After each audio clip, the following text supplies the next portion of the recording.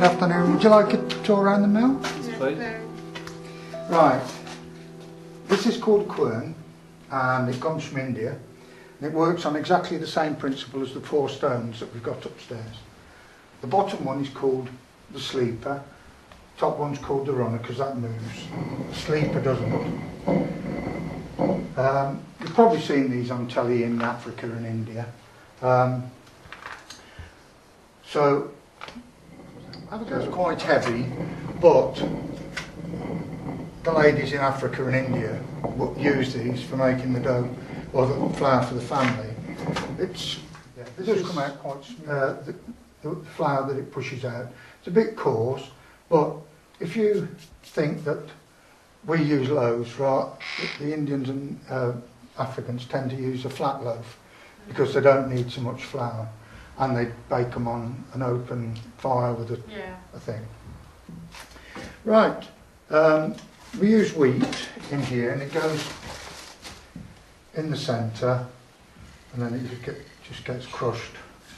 But it is quite heavy, isn't it? So if you can imagine having a family of 8 or 10 to feed, you can understand why it's hard. You know, the ladies have all got right arms. The grain would come in here, and then this is only straw in this bag, but it's a continuous loop. It goes right up to the top of the mill. So when we want to raise the bags of grain, would you like to have a go, madam? As I say, that's only got straw or hay in. And it's quite heavy, isn't it? But if you can imagine 8 bags on this thing, it's a continuous loop. And all you do is just like a choke chain for a dog, put that round the neck and pull it up. But when the sails are going, we pull this bit of string and up it goes. The trapdoors are one way, so they just go up and then drop down one way. Okay, go over to the other side. It was built between 1811 and 1813, but one of the things that we have a problem with, that the dust flour, when it's actually, when we're milling, it's highly explosive. So we've got wooden teeth and metal teeth, so there can be no sparks. We've got these 2 little bulbs up there, but there's no actual electricity in the mill at all. So it's worked by the light of day or possibly something like a Davy lamp. The advantage of these wooden teeth, which are made of apple wood or down south hornbeam or hickory, is that you can, if one breaks, just pull it out like a dentist and put it back in very, very quick. So not very little time lost in the actual process. But if one of these were to go, the metal teeth, you'd have to dismantle the whole of the gearing, which would be very expensive and time consuming.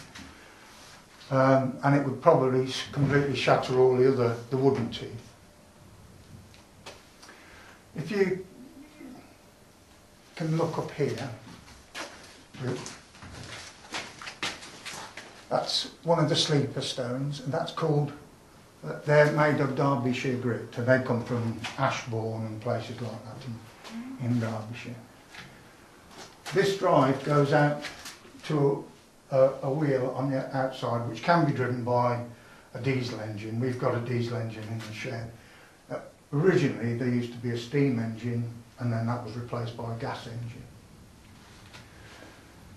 This is the improved corn crushing machine, and corn or oats would come in there.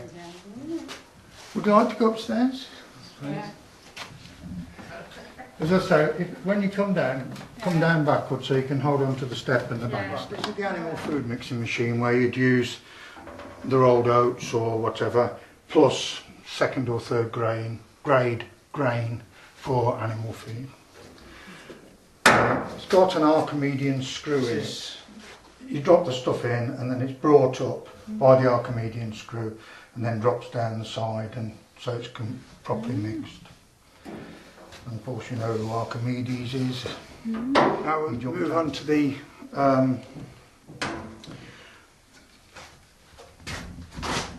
tenterhooks. You've heard the saying, hanging on tenterhooks.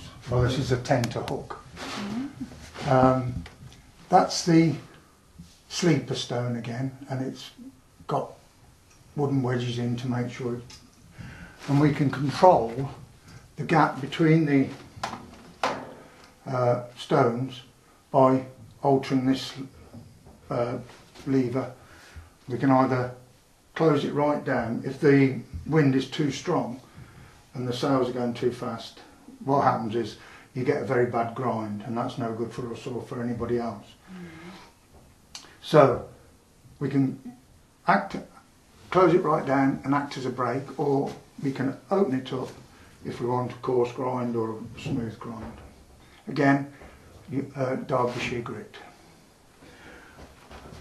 These chutes, they're all over the mill.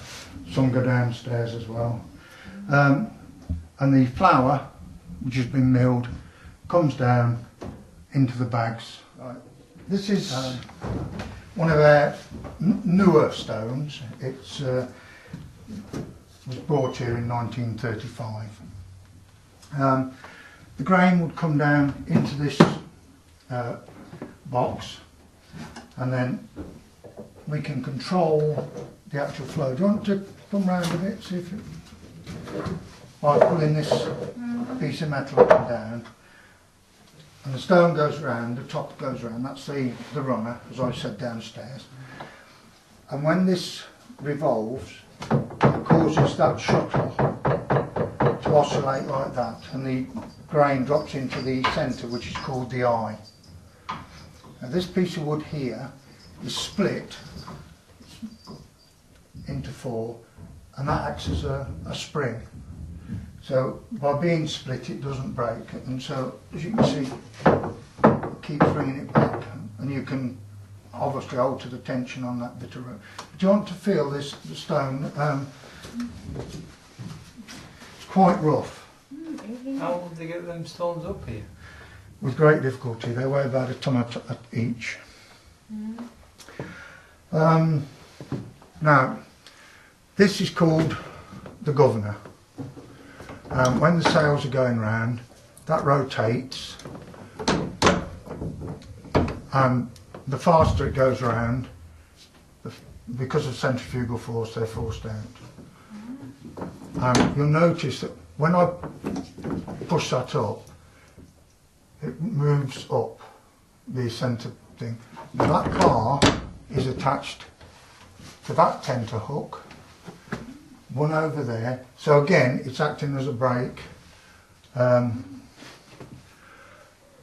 as I say, we can, well, I'll show you when we go outside, that we can actually close or open the sails so that they're making the most of the work. Do you want to go up another floor?